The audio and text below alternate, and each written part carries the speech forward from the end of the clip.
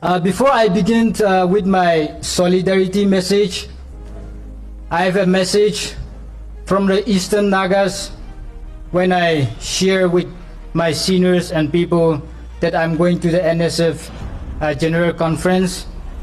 They share with me, they told me to share the grievances and the situations and the political scenario that we are in the Eastern Zone. So before I get into my solidarity message, I would like to take some time to give a brief introduction of the Eastern situation. So kindly bear with me. Our chairperson has earlier treated me with a very limited time. Actually, I want to take about 30 minutes something, but I will try my best to shorten my message. Kindly bear with me. Yeah, you see, as Nagas are divided into different corners, different states, I feel very sad. The younger generation, today's youth, we have very limited knowledge about the Naga areas, Naga land, beyond the artificial borders, beyond the imposed borders. I reached here yesterday morning and I met many people, youths. When I told them that I came from Lahe, most of them did not know where is Lahe. So I will begin with the geographical map and the location of our eastern areas from imposed border areas. So Nagas under Myanmar occupied Nagaland, we share borders from Arunachal. Our ancestral land starts from the north, from Arunachal, stretching to the Kachin state, Hakong Valley. From Hakong Valley till Kabo Valley in the Manipur side, Tamu side. So when we measure that land, we can see that Eastern Nagas, there are lots of vast land in the eastern sector, eastern side. So we have major towns. We have Shambuyan, Tanai. Those are Nagas in the east also divided like in the Indian side, like Manipur, Arunachal. So in the eastern side also we have Shambuyan and Tanai is under Kachin state. And then Leshi, Lehe, Nanyun, this only 3 township has been recognized by the Burmese government as a self-zone of the Naga people. And then we have Khamti, Homalin, and then Thamandi, and then Tamu More, which is not included in the Naga zones. So even in the east, we are like that. So, and today, the political situation, the struggle of our eastern is very measurable, I should say. After the military coup in Myanmar, you all know that the Eastern Nagas are deprived of education and then healthcare, connectivity, communication. You all have heard somehow, even though if you don't have experience. Because of the Naga struggle, Naga movement and all, you see, because of our political aspiration, Eastern Nagas carrying the cross of the Naga sovereignty, till today we stand very clear in our principle. We have not made any single mistake. There is no even a black dot in the white paper with regards to the Eastern Naga history. Why? Because we have never been part of the Burmese Union also. You may have known that the Panlong Agreement 1947, Nagas were not part of it. And 21st century, in the NLD time, they tried to revive the Panlong Conference for 4 times. Nagas were not part of it because this Panlong Agreement and Panlong Conference is to be united. There are so many ethnic, over 150 ethnic groups in Myanmar. So this conference, this agreement is to bring all the ethnic groups of Myanmar under the Union of Myanmar. So we can go to the Union of Myanmar. We are not fighting for autonomy or this and that also. That is why Nagas were not part of it. And in nationwide ceasefire agreement in 2015 under the Chunda government, the nationwide ceasefire agreement also the same. It is to bring all the armed groups under the Union of Myanmar to give greater autonomy and to form the federal union. But the Eastern Nagas, the Naga national workers in the East, they rejected. And because they rejected this invitation to NCA, in 2019, the headquarters of NNC and GPRN was overtaken. And then the Burmese junta government, they tried to crush the Naga national movement, the sovereignty, the rights of the Nagas. But thank God, till today, Naga national workers in the East, they are standing strong. From the very beginning, from where we start, we are still there.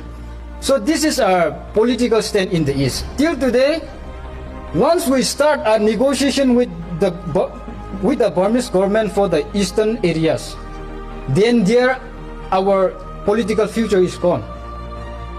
There is no more the first, from the very beginning, what we stand for, Naga sovereignty, Naga one principle, one Naga nation, one people, that slogan will be gone. If the Eastern Nagas started negotiations, started for autonomy, started for federal state with the government of Myanmar, then our principle, Naga principle, our destiny will be stopped there. That is why, even though we are struggling without education, without infrastructure, without healthcare, the Eastern Nagas are still carrying the cross of the Naga national movement. I want to say this. And then after the military coup, what have happened to us? The Nagas in the East have come under threat from different corners. Not only a national threat, but economy, education, healthcare, and everything is gone. In the north, the Kachins, they have started their aggression, their intrusion to Naga areas. They have expanded their administration towards the Naga villages in the northern side. Why? Because Nagas have become narrow-minded, self-interest within state borders. We are not united. That is why our neighbors, our people, our next kin, our next immediate neighbors, they are disrespecting our rights. Now, see, because of the political, Myanmar crisis, in Naga areas, we don't have even one hospital, we don't have even one college. So for education, for healthcare, for business, we have to go to Kachin state, we have to go to Homalin, Kamdi, the Shan, crossing the San areas. We can go. Why? Because we get kidnapped on the way. We are being forced recruits. Our youths are being forced recruited by the KIA, Kachin Independence Army in the north. Even if we go for treatment, when a patient is sick, we need a guide, no? So even the guide, they arrest, they kidnapped, and they put into forced recruitment and then send them to front line, fighting for the Kachin people. Naga youths are being forced. Why is this happening? Because of our disunity. This is the situation. And when we try to go to the south, the Shani has become a threat. And then the Chunda also become a threat. The Chunda is also applying their conscription, their law. They are just randomly arresting students, youths. We can move up. Economy, for healthcare, for education, we have been isolated in our own home, in our own village. And then, because of that, we look to the west, our western brothers on the Indian side, Arunachal Nagas, border area, Nagaland, Manipur. And then the Indian threat again, border fencing, FNR thing. So, in what situation the Eastern Nagas we are facing today? I want our Nagaland Nagas, our Nagaland brothers, to give a thought on our situation and to reach out your hand in this time of need. Today is the right time for the East and West to show solidarity, to support each other. Maybe education, maybe healthcare, and maybe even economy. Now we are mainly depending on the Western imposed border areas towards the Western Nagas. And then this FMR, how cruel is India? Instead of reaching out their hands on humanitarian ground, helping the displaced people, they are trying to fence, and then they have been applying restriction on our free movement. So earlier also our Western Nagas and even the Eastern Nagas have strongly protested, rejected the divisive policies of the government of India to fence and to apply restriction on our movement. I really appreciate the UNC, the United Naga Council, and us, Southern Nagas. They have been in action. They are now fighting really very hard. And our Nagaland and other parts of the Nagas, of course we have also, but we should not leave the Southern Nagas alone to fight with. We have to be united. Today they are standing alone, we'll watch. The government of India will win over them, and when they are done with them, they will come to Nagaland. And then Nagaland will shout, but the rest of the Nagas will be silent. So if these things happen, then if the fencing has been really done, then our political future, Nagaland state alone cannot stand as a nation. Southern Nagaland cannot stand alone as a nation. Eastern Nagas, we cannot stand alone as a nation. So we have to be united in our collective aspiration and in our cause. So it is time for Nagas to see beyond our kitchens, and it is time to really think in action of our political aspiration, not within state borders alone. So, dear brothers and sisters, beloved Naga leaders, we have to see beyond. And also, we want to request from the Eastern Zone, in this critical situation of the Eastern Nagas, we seek your helping hand towards our education, towards our healthcare and economy. Because last year, over 75 schools in Naga villages could not be run due to lack of teachers. And this year, over 85 schools has been closed down because due to lack of teachers. There's no hospitals, there's no doctors. So for education, for healthcare, we are depending on the West. We are coming, and we want you to reach out to us also. So this is the request from the Eastern Nagas. And then to conclude with, allow me to read my solidarity message.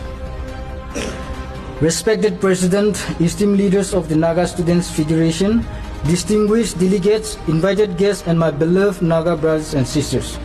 On behalf of the Naga Students Organization and on my own behalf, I extend my warmest greetings and heartfelt solidarity to you all on this momentous occasion of the 31st General Conference of the Naga Students Federation. First and foremost, I sincerely thank the NSF leadership for the kind invitation and the privilege to stand here today and share this message of unity and support. It is truly an honor to be part of this historic gathering where the collective aspiration of our people are being shared. The theme of this year's conference, Resilience in Transition, is both powerful and deeply meaningful. We the Naga people are navigating through a period of significant political, social, and cultural change. These are times of uncertainty, but also of opportunity.